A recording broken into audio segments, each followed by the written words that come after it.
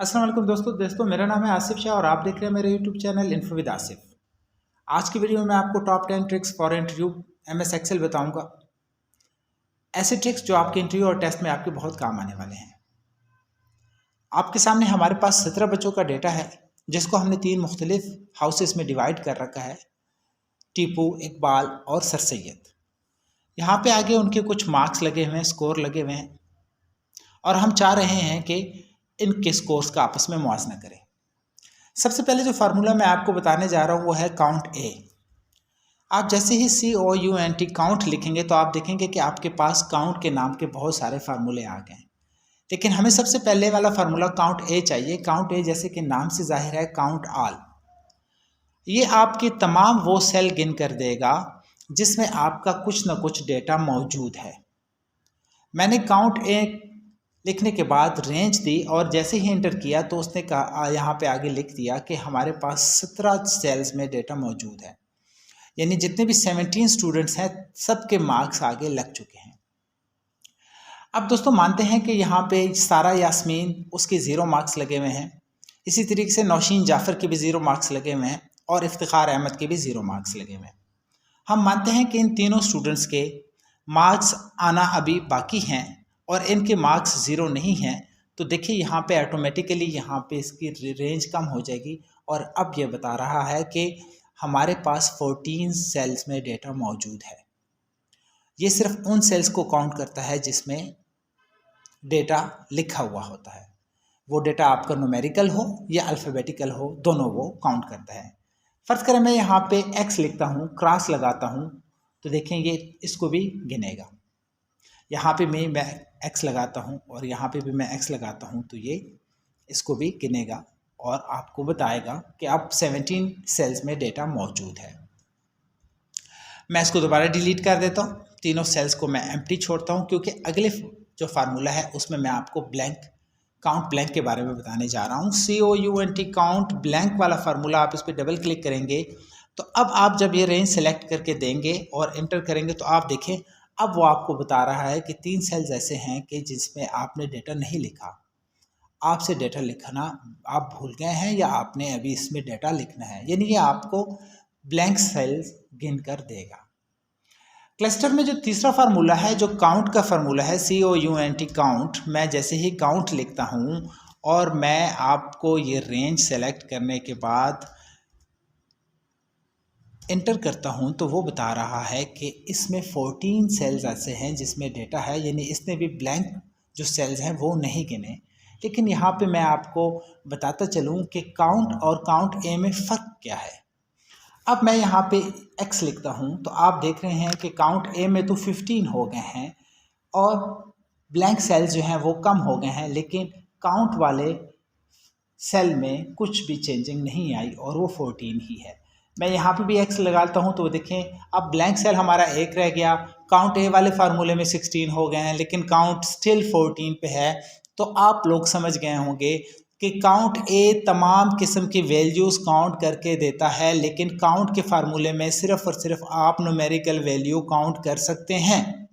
अगर तो alphabetic value आ जाए तो काउंट का फार्मूला उसको गिनता नहीं है बल्कि उसको छोड़ देता है। यानी आपने अगर अल्फ़ाबेटिक और न्यूमेरिक दोनों वैल्यू काउंट करनी है तो आपको काउंट ए का फार्मूला लगाना पड़ेगा, और अगर आपने सिर्फ न्यूमेरिक वैल्यू गिननी है तो आप काउंट का फार्मूला लगा सकते हैं। और बीच में अगर आपने ब्लैंक सेल ढूंढने हैं तो आप काउंट ब्लैंक का फार्मूला लगा सकते हैं। दोस्तों बढ़ते हैं अपने अगले क्लस्टर की तरफ। मैं इसको क्रॉस करके 0 कर देता हूँ, यहाँ से भी 0 कर देता हूँ और यहाँ से भी 0 कर देता हूँ। माना कि इनके मार्क्स आना अभी बाकी हैं और मैंने 0 इस वजह से लिखा कि जब आएंगे तो मैं लिख दूंगा, या हो सकता है कि इन स्टूडेंट्स ने मार्क्स से 0 लिए हों। आगे फार्मूला है सम का, इक्वल्स टू SUM सम। सम लिखने के बाद आप दोस्तों रेंज देंगे तो आपके पास जितने भी स्टूडेंट्स ने टोटल जितने भी स्कोर्स लिए होंगे वो आपके सामने आ जाएंगे। मैक्स जैसे कि नाम से जाहिर है मैक्सिमम आपको बताएगा कि किस स्टूडेंट्स ने या कितने स्टूडेंट्स ने या किसी स्टूडेंट्स ने मैक्सिमम कितने कहाँ तक गया है। स्टूडेंट्स मैक्सिमम कहाँ तक गया है, उसने मैक्सिमम मार्क्स कितने लिए हैं। टोटल मार्क्स तो हैं 5।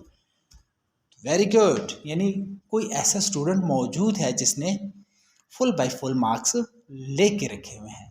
इसी तरीके से हम चेक करेंगे कि मिनिमम मार्क्स कितने लिए हैं स्टूडेंट्स ने। तो मैं लिखूंगा MIN मिन और उसके बाद मैं ब्रैकेट और क्या करूंगा, मैं रेंज दूंगा। तो एंटर करूंगा तो वो कहेगा मिनिमम 0 मार्क्स है। तो मैं चाहता हूं कि 0 को मैं ख़त्म कर दूं। क्यों? क्योंकि हो सकता है इन्होंने कुछ तो कुछ मार्क्स लिए हों, इनके मार्क्स अभी आए ना हों। तो अभी मैं देख रहा हूं तो मिनिमम मार्क्स ऑब्टेन है 1.8। दोस्तों अब आगे जो फार्मूला है वो एवरेज का फार्मूला। दोस्तों एवरेज आपको इन स्टूडेंट्स की एवरेज बताएगा कि एवरेज मार्क्स कितने हैं। एंटर करेंगे तो आप देख रहे हैं कि एवरेज मार्क्स 3.90 है। और अगर आप यहाँ पे 0 करेंगे तो स्टूडेंट्स की एवरेज कम हो जाएगी। क्यों?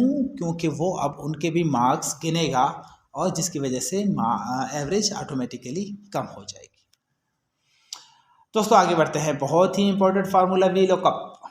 नेक्स्ट क्लस्टर आप सबसे पहले VLOOKUP का फार्मूला लगाएंगे। मेरे VLOOKUP के फार्मूले पर बहुत डिटेल से वीडियोस मौजूद हैं, आप बहुत डिटेल से हासिल कर सकते हैं। यहाँ पे मैं आपको इसकी हल्की सी जानकारी दूंगा। VLOOKUP लिखने के बाद दोस्तों आपने वो सेल सेलेक्ट करना है जिसमें आप कोई वैल्यू दें तो उसके मुकाबले में इस सेल में उसका आंसर आए। जैसे कि मैं चाहता हूं कि मैं ये सेल सेलेक्ट करता हूं और यहाँ पे अगर जुल्फ़िकार अली नाम लिखा हुआ हो तो उसके वेरी नेक्स्ट जुल्फ़िकार अली के मार्क्स लिखे हुए आने चाहिए। यानी मैं चाह रहा हूँ इस सेल में अपना रिजल्ट जानना चाह रहा हूँ। मतलब यहाँ पे मैं नाम लिखूंगा तो उसके सामने उसका रिजल्ट आएगा। उसके बाद जैसे ही मैं सेल सेलेक्ट करूंगा तो उसके बाद मैं दूंगा एरे देने के लिए दोस्तों आपको सबसे पहले एक चीज़ का ख्याल रखना चाहिए कि आपकी सिलेक्शन वहाँ से शुरू हो जहाँ से आपके स्टूडेंट्स के नाम हो। यानी अगर आप सिलेक्शन यहाँ से शुरू करेंगे तो वो आपकी सिलेक्शन गलत तस्वर होगी। आपने हमेशा सिलेक्शन यहाँ से देनी है।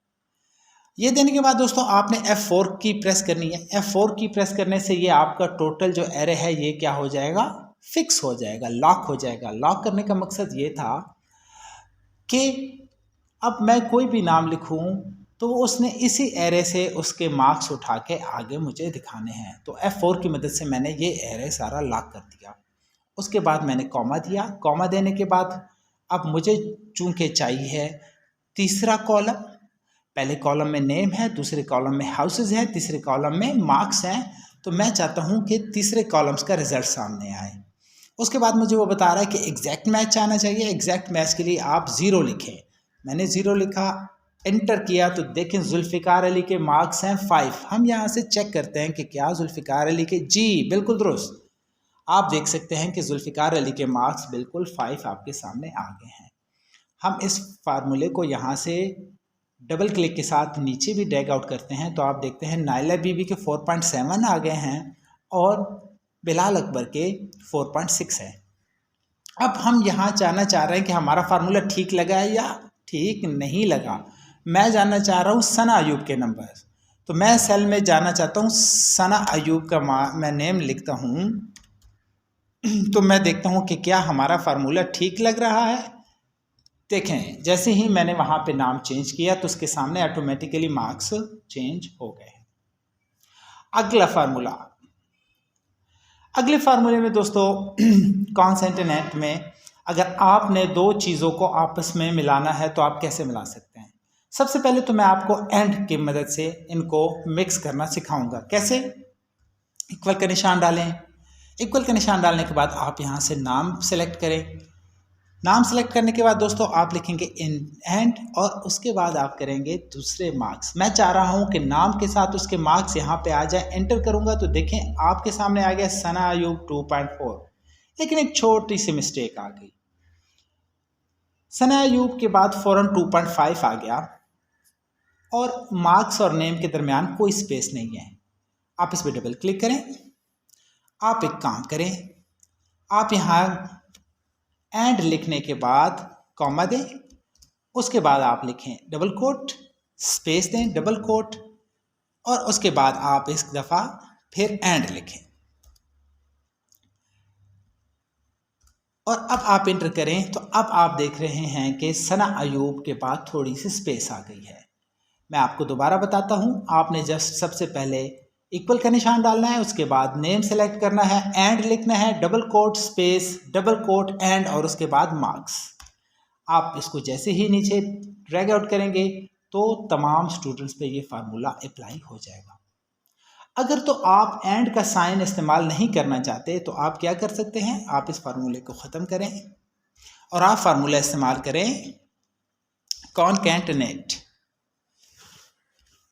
ये हमारे पास आ गया।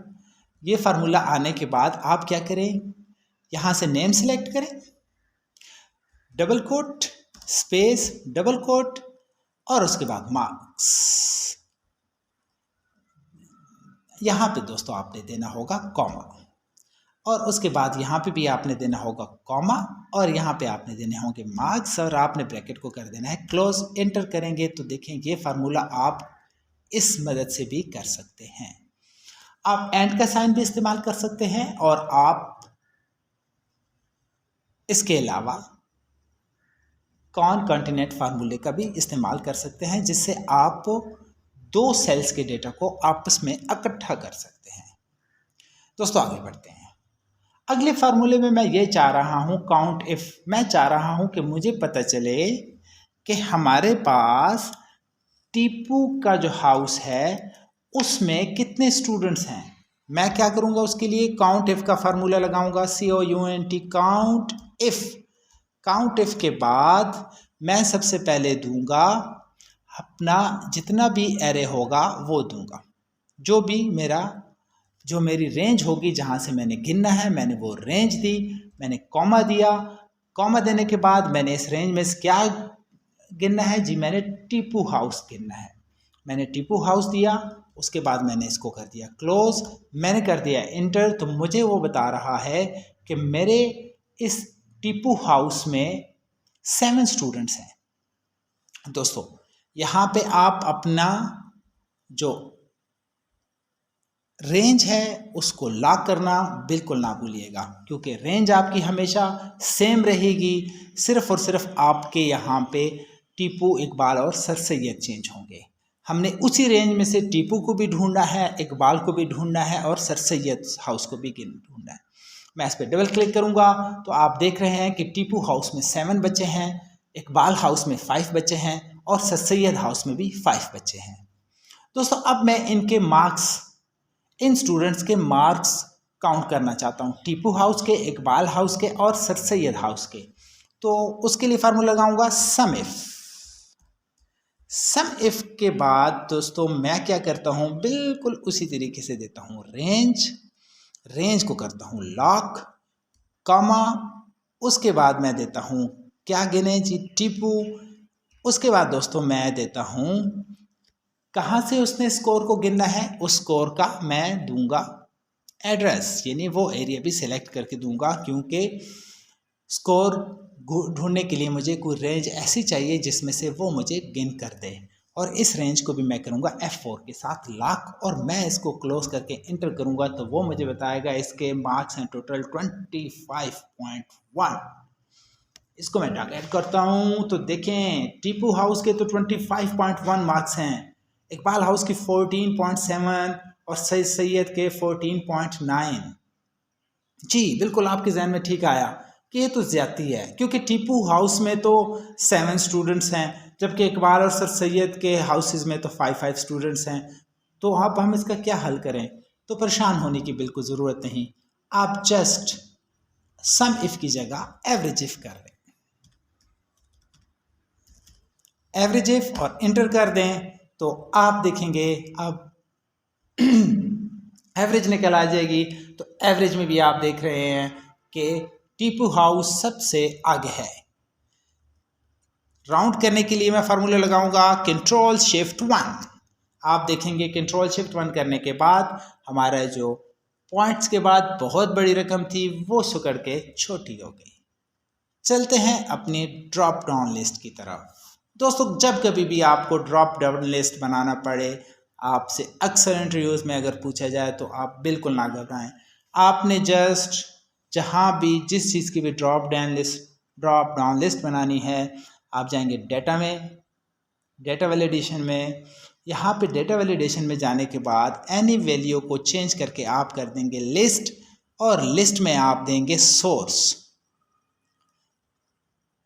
ये सोर्स जैसे ही आप देंगे और उसके बाद ओके करेंगे तो आप देख रहे हैं हमारे पास यहाँ पे एक छोटा सा बटन लग गया जिसमें तमाम स्टूडेंट्स के नाम आ गए हैं और वो ड्रॉप डाउन लिस्ट यहाँ पे अप्लाई हो गई। यही ड्रॉप डाउन लिस्ट आप यहाँ पे भी बना सकते हैं। इसका फ़ायदा क्या होगा, देखें, डेटा वैलिडेशन में जाएं, डेटा वैलिडेशन में एनी वैल्यू की जगह आप यहाँ पे देंगे लिस्ट। लिस्ट के बाद आपसे यहाँ से सोर्स मांगेगा, तो आपने यहाँ पे इन तमाम स्टूडेंट्स की लिस्ट दे देनी है, रेंज दे देनी है और यहाँ से कर देना है ओके। दोस्तों जैसे ही यहाँ पे आप देखें आपके पास लिस्ट आ गई तो आपको पता चल जाएगा कि आपके पास कितने स्टूडेंट्स हैं और इनके नेम्स क्या हैं। आपको जिसके भी मार्क्स चाहिए आपने जस्ट यहाँ से देख के उस पर क्लिक कर देना है, तो उसके मार्क्स ऑटोमेटिकली यहाँ पे आपके सामने शो होना शुरू हो जाएंगे। कंडीशनली फॉर्मेटिंग, दोस्तों आप चाहते हैं कि आपको पता चल जाए कि जिनके मार्क्स 0 हैं वो हाईलाइट होके भी सामने आ जाए। तो कैसे, मैं इसको सेलेक्ट करता हूँ, मैं जाऊँगा होम में। होम में हमारे पास यहाँ पे एक कंडीशनली फॉर्मेटिंग का ऑप्शन है, highlight cells greater than, less than, between, equal. मैं करूँगा इक्वल। यहाँ पे मैं कहूँगा इक्वल टू 0। जो 0 हैं उनको आप लाइट रेड दें। ओके करूँगा तो दोस्तों आप देखें जिनके मार्क्स 0 आए हैं वो रेड हो गए हैं, मतलब वो ख़तरनाक नज़र आना शुरू हो गए हैं। इसी तरीके से मैं ये जानना चाह रहा हूँ जिनके मार्क्स 3 से ज़्यादा हैं, अच्छे स्टूडेंट्स हैं, वो भी हाईलाइट होकर सामने आए। वो स्टूडेंट तो हाईलाइट हो गए हैं जिनके 0 हैं, लेकिन जिनके अच्छे मार्क्स हैं उनको तो भी हाईलाइट होकर सामने आना चाहिए। तो मैं क्या करूँगा, हाईलाइट ग्रेटर देन 3 कर देते हैं, क्योंकि 5 में 3 अच्छे मार्क्स होते हैं। और इनको मैं कलर देता हूँ ग्रीन, लाइट ग्रीन। ओके, जैसे ही मैं करूँगा तो आप देख रहे हैं मेरे पास अच्छे खासे स्टूडेंट्स हैं जो कि लाइट ग्रीन हो चुके हैं। जी दोस्तों, इस तरीके से आप क्या कर सकते हैं, अपने स्टूडेंट्स को हाईलाइट कर सकते हैं। मैं सारा यास्मीन के मार्क्स क्या करता हूँ, मैं सारा यास्मीन के मार्क्स 3 करता हूँ। जैसे ही उसके मार्क्स मुझे हाउस से मिलते हैं तो आपने देखा उसने उसको रेड से तो हटा दिया लेकिन उसको लाइट ग्रीन नहीं किया। क्यों? क्योंकि मैंने कहा कि सिर्फ उनको ही आपने लाइट ग्रीन करना है जो 3 से बड़े हों।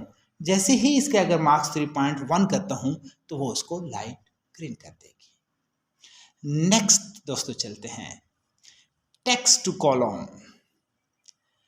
आपके सामने 17 बच्चों के नाम हैं। आप चाहते हैं कि उनका सरनेम यहाँ पे आ जाए, लास्ट नेम यहाँ पे आ जाए, आसानी से आ जाएगा। आपने करना क्या है, आपने जस्ट डेटा के ऑप्शन में जाना है। डेटा के ऑप्शन में टेक्स्ट टू कॉलम पे जाएंगे। टेक्स्ट टू कॉलम पे आप यहाँ इसको ऐसे ही छोड़ के नेक्स्ट पे करके स्पेस पे क्लिक कर देंगे। क्यों? क्योंकि आपने अली और हमजा में स्पेस देनी है। स्पेस देने के बाद आप इसको करेंगे नेक्स्ट। नेक्स्ट करने के बाद वो आपसे मांगेगा सोर्स देंगे आप नेक्स्ट सेल का और यहाँ से आप कर देंगे finish. Do you want to sorry दोस्तों, do you want to replace the content to a destination cell? Yes, हम कर देंगे ओके। तो आप देख रहे हैं कि अली अलहदा हो गया और हमजा अलहदा हो गया। अब यही काम मैं आपको तमाम स्टूडेंट्स पे करके दूंगा। आपने करना है इनको सेलेक्ट, आपने जाना है टेक्स्ट टू कॉलम पे, यहाँ पे आप करेंगे दोस्तों नेक्स्ट, यहाँ से देंगे स्पेस, ऑटोमेटिकली सेलेक्ट ओके। यहाँ पे आपने दोस्तों देना है नेक्स्ट सेल का पता और आपने कर देना है फिनिश। तो जैसे ही आप फिनिश करेंगे तो आपकी जितनी सिलेक्शन थी दोस्तों वो सब के सब अलग-अलग हो गए। आप चाहें तो पहले सेल को आप डिलीट करते हैं, चाहें आपको इकट्ठा चाहिए तो आप इकट्ठा रहने दें, और अगर आपसे डिलीट हो जाए तो आपने दोबारा इसको इकट्ठा करना हो तो आप कैसे करेंगे? जी बिल्कुल, आप इस फार्मूले के साथ कॉन्कैटिनेट की मदद से इसको दोबारा जोड़ भी सकते हैं। दोस्तों सबसे इंपॉर्टेंट फार्मूला तो मैं भूल ही गया था, इफ़। लास्ट में सबसे इम्पोर्टेंट फार्मूला इफ़ का। इफ़ के फार्मूले में हम ये बताएंगे कि उन स्टूडेंट्स के लिए कोई रिमार्क्स दें जिनके मार्क्स 0 आए हैं। तो हम क्या करेंगे, equals to if this one is equals to 0, अगर तो ये सेल 0 की इक्वल है, देन कॉमा लगाएंगे, देन तो फिर क्या लिखें, क्या रिमार्क्स दें, फिर हम कहेंगे यहाँ पे रिमार्क्स दें रीटेस्ट का। और अगर ऐसा नहीं है, यानी उसके मार्क्स 0 से ज़्यादा हैं, तो फिर डबल कोट करके छोड़ दें, फिर कुछ भी ना लिखें। हमें सिर्फ उन स्टूडेंट्स को रीटेस्ट रिमार्क्स देने हैं जिनके मार्क्स 0 हैं। एंटर करूंगा तो पहले स्टूडेंट्स का कुछ नहीं, क्यों, क्योंकि उसके मार्क्स 0 से ज़्यादा हैं। लेकिन मैं जैसे ही नीचे डबल ट्रैक आउट करूंगा तो 2 मेरे ऐसे स्टूडेंट्स हैं जिनको रीटेस्ट देना पड़ेगा। शायद उनको ये अच्छा ना लगे, लेकिन टेस्ट तो उनको देना ही पड़ेगा। दोस्तों, कैसे लगे आज के आपको 10 टॉप फार्मूले जो आपको किसी भी इंटरव्यू में, किसी भी टेस्ट में काम आ सकते हैं और आप आसानी के साथ अपना टेस्ट इंटरव्यू दे सकते हैं। दोस्तों, आप करें इसकी प्रैक्टिस और मैं करता हूं अगली वीडियो की तैयारी। मिलते हैं नेक्स्ट